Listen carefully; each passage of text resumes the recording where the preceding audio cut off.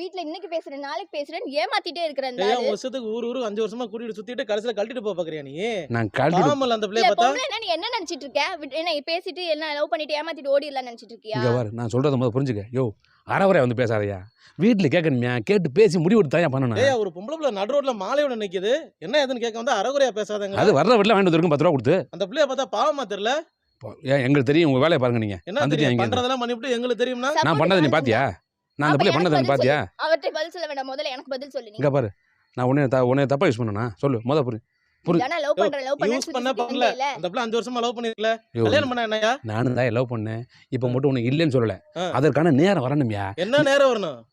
யோ நேரம் கைவிடு வந்தா தானேயா? லவ் பண்றதுக்கு முன்னாடி நேரங்கள பார்த்தா லவ் பண்ண? யோ அதுக்கு செட்டில் ஆகணும்யா. என்னத செட்டில் ஆகணும்? உரைக்குதான்னு பாப்போம். மரியாதை அந்த பிள்ளை கழுத்துல தாலியை கட்டற. சப்போர்ட் கால் வந்து ஏறியா? என்ன கை நீட்டி மிரட்டற? என்ன சப்போர்ட் கால் வந்துன்னு கொஞ்சம்